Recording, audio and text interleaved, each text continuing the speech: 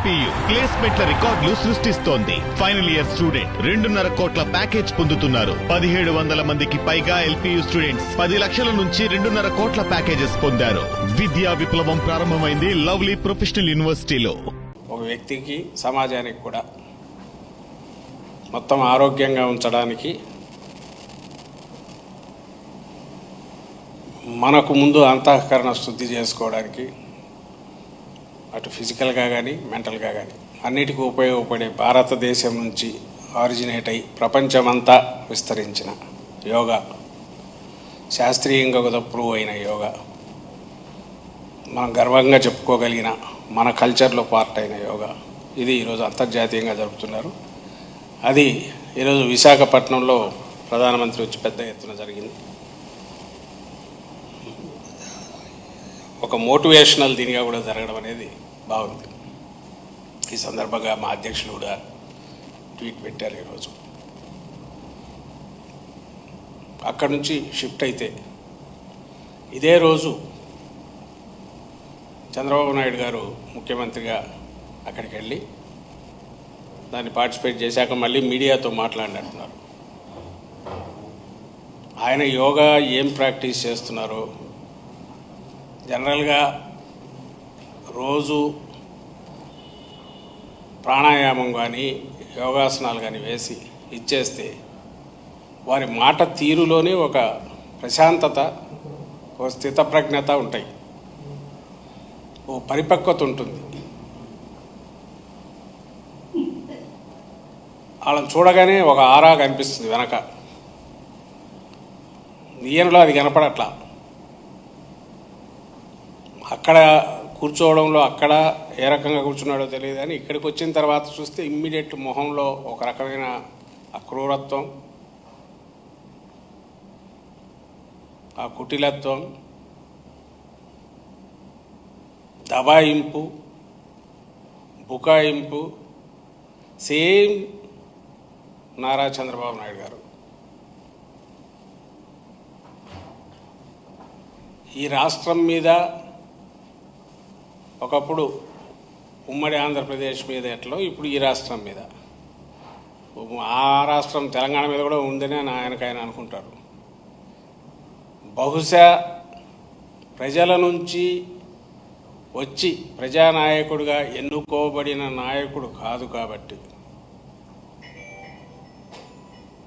అప్పటికే మామగారు పెట్టిన ఒక పెద్ద కోటను స్వాధీనం చేసుకుని అక్కడి నుంచి తెలుగుదేశం పార్టీ అనే కోటను దాన్ని పూర్తిగా తనకు పట్టులేకి తెచ్చుకొని మ్యానిపులేషను, అలాగే సిస్టమ్ మ్యానిపులేషన్తో పాటు మీడియానే సర్వస్వంగా భావించి ఒక వర్చువల్ ఇమేజ్ ఏదైతే క్రియేట్ చేస్తానని అనుకుంటాడో దీని ద్వారా ప్రజల మైండ్స్ను కంట్రోల్ చేయొచ్చు అనుకునే ఒక హిప్నాటిస్ట్ తరహాలోనే ఆయన బిహేవ్ చేస్తుంటాడు. అధికారంలోకి ప్రజల నుంచి రాలే కాబట్టి ప్రజలకు తను ఆ బాధ్యుడు కాదు అనేది ఆయన మొహంలో ఎప్పుడూ కనిపిస్తుంది. ఇంకా రాజకీయ పార్టీలను నాయకులు అసలు లెక్క వేసుకోడు. ఆయన మాటల్లో ప్రతిసారి అదే కనిపిస్తుంది. ఈరోజు అదే కనిపించింది. ఎవరో ఏదో అడిగితే దానికి సమాధానం ఇంకేదో ఇస్తాడు, మీడియాలో తిడతాడు. మేము అదే అంటుంటాం మీడియాను, మీరు చంద్రబాబు నాయుడు గారిని ఈ క్వశ్చన్లు ఎందుకు వేరని. మేము అడగడానికి ఒక ఇది ఉంటుంది, ఎందుకంటే ఆ క్వశ్చన్లకు ఆయన ఆన్సర్ ఇవ్వడు కాబట్టి అడిగి ఏమైనా రాబడదామని. బట్ ఆయన చేసేవన్నీ కూడా ఎదుటివాడి మీద తోసి అక్కడ మీరు ఎందుకు అడగరని అడుగుతుంటాడు, మనం చేయనివి కూడా మన మీద వేసి. ఈరోజు ఎవరో ఇంటర్నేషనల్ యోగా డే సందర్భంగా ఇంత వేస్ట్ చేసే బదులు అదేది రిషికొండ లాంటిది ఒకటి కట్టించవచ్చు కదా అని ఎవరో అంటున్నారని ఇంకెవరో అడిగారు. ఎవరు అంటున్నారో తెలియదు. సో అడిగిన వాళ్ళు దేనికి అడిగారో ఈయన దాన్ని నేను ఒక పెద్ద క్లాస్ బీకేసి అప్పుడే దాని మీద మాట్లాడాను.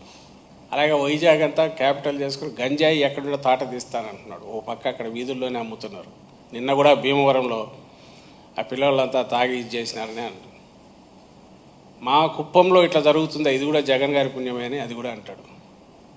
ఒరే స్వామి, నువ్వు ఆన్సర్ ఇవ్వాల్సిన ఆయన వీటన్నిటికీ, జరుగుతున్న వాటికి. నీ కుప్పంలోనే అట్లా జరుగుతోంది, ఎందుకు నువ్వు సంజాయిషి ఇవ్వాలని అంటే, నా కుప్పంలోనే ఇట్లా జరుగుతుంది అంటే మొత్తం జగన్ గారే బాధ్యత వహించాలని కూడా దబాయిస్తాడు ఆయన.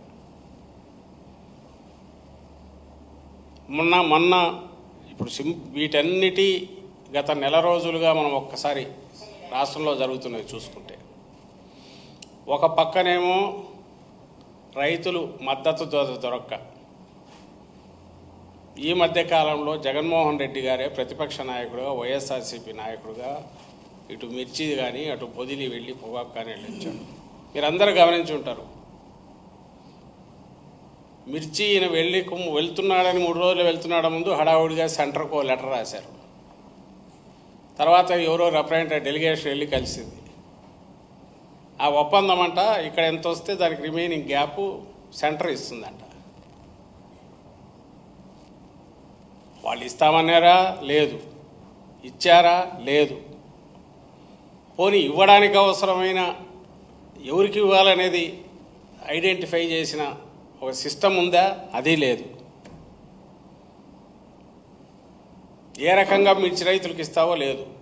ఊరికే 2 ఫోటోలు 4 వచ్చి అయిపోయి అని రాశాడు. As if that is centres responsibility అన్నట్టు.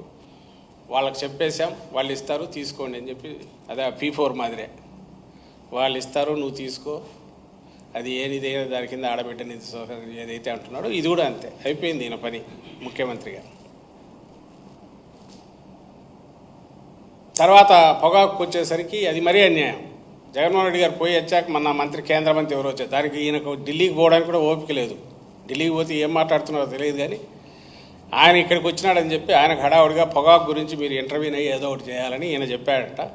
ఇంకా మీడియా ఉంది కదా, ఇంకా ఈయన చెప్పేస్తే సెంటర్ ఆ డైరెక్షన్స్ ఫాలో ఇచ్చేస్తుంది, డోంట్ వర్రీ పొగాకు రైతులందరూ అని చెప్పి వాళ్ళు మీడియాలో రాసేసుకున్నారు.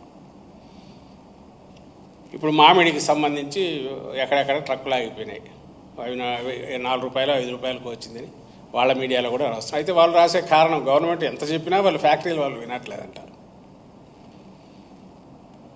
అసలు నువ్వు వాళ్ళకి ఎప్పుడు చెప్పినావు, ఎప్పుడు కూర్చోబెట్టి వాళ్ళని ఫోర్స్ చేసావు, లేదా ఆర్మ్ ట్విస్ట్ చేసావు, లేదా ప్రెజరైజ్ చేసావు, లేదా నిజంగా ఆ ఫ్యాక్టరీల దగ్గర ఆగిపోయి ఉంటే దాన్ని ఏమైనా మూవ్ చేయడానికి గవర్నమెంట్ వైపు నుంచి ఏమైనా చేసే ప్రయత్నం చేసావా? ఒక్కటంటే ఒక్క పంటకు సంబంధించి అయినా సరే అది నువ్వు ఎంతవరకు చేయగలవో that's a different issue. But ఇంటర్వ్యూన్ కావడానికి నువ్వు ఎక్కడ ప్రభుత్వం వైపు నుంచి ప్రయత్నం చేసావు? ఇదే ఏడాది క్రితం పోతే జగన్మోహన్ రెడ్డి గారు చేయని సందర్భం అంటే ఏమైనా ఉందా? అది ఏ క్రాప్ అయినా సరే కొనగలిగితే కొనడం, మార్కెట్లో కాంపిటీషన్ క్రియేట్ చేయడానికి అవసరమైతే దానికోసం దిగడం, అడుగు ముందుకేసి దానికి అలొకేట్ చేసి ఇమ్మీడియట్ పర్చేజ్ మొదలు పెట్టడం, లేదా ఆక్వా లాంటి దాని దగ్గర అయితే వాళ్ళను పిలిచి గట్టిగా ఇది చేసి ఇక్కడ ఇచ్చేది ఇచ్చి అక్కడ కూడా వాళ్ళను తగ్గించమని గవర్నమెంట్ నుంచి ఇంత ఇస్తామని మాట్లాడడం. మ్యాంగో విషయంలో అయిందా? ఒక్కటంటే ఒక ప్రూఫ్ చూపగలరా? కానీ సెంట్రల్ వీళ్ళు గవర్నమెంట్ డైరెక్షన్ ఇచ్చిందంట, వాళ్ళు వినలేదంట. యాక్టివ్ ఎంగేజ్మెంట్ అనేది ఎక్కడన్నా జరిగిందా? యాక్టివ్ ఎంగేజ్మెంట్ జరుగుతుంది. ఏది? విత్ ఆల్ డ్యూ రెస్పెక్ట్, నేను ఇంతకుముందు యోగా గురించి చెప్పాను, అది నిజంగా ఎంతైనా దాని గురించి ప్రచారం చేయొచ్చు, కరికులంలో పెట్టచ్చు, కిందికి ఒక సైంటిఫిక్ మెథడ్ కింద మన డైలీ దీంట్లో అది పార్ట్ ఎట్లా చేయాలనే దాని మీద గవర్నమెంట్ ఎంత సపోర్ట్ ఇవ్వాలనో అంత ఇవ్వచ్చు.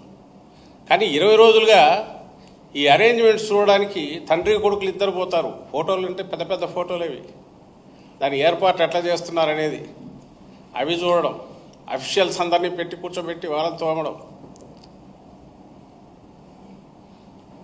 ఇది నీ డ్యూటీస్ చేస్తూ నువ్వు అడిషనల్గా చేయాల్సినవి, ఎక్స్ట్రా కరికులర్. దీంట్లో గవర్నమెంట్, ఎనీ గవర్నమెంట్ ఓ హెల్దీ వీటిని ఎంకరేజ్ చేయడానికి చేయాల్సినంత చేయొచ్చు. కానీ నీ ప్రధాన వ్యాపకం అది కాదు. నిన్ను ప్రజలు ఎన్నుకున్నది సక్సెస్ఫుల్గా యోగా డే కండక్ట్ చేయడానికి కాదు, సక్సెస్ఫుల్గా ఒక కాన్ఫరెన్స్ కండక్ట్ చేయడానికి కాదు. నువ్వు చేయాల్సింది, ప్రభుత్వం చేయాల్సింది, ఎక్కడెక్కడైతే క్రైసిస్ వస్తే, సమాజంలో 2 సెక్షన్స్ మధ్య వచ్చినా, లేక డౌన్ రావడం డిప్రైవ్డ్ వాళ్ళకైతే పూర్తి అండగా ఉండడంలో కానీ, లేదా ఇండిపెండెంట్ సెక్షన్స్ గవర్నమెంట్ మీద డిపెండ్ కాకపోతే వాళ్ళవి ఇంటర్ఫేస్గా ఎక్కడన్నా అవసరమైతే చట్టంలో చేంజెస్ తీసుకురావాలంటే వాటికి మొత్తం మీద వాటితో ఎంగేజ్ అయ్యి ఆ ఇంటర్ఫేస్ కింద పనిచేయగలిగిన ఇది ఎక్కడైనా అది అవసరం. మిగిలినవన్నీ లా అండ్ ఆర్డర్ ప్రొటెక్ట్ చేయడం నువ్వు అసలు ఏది చేస్తున్నావు?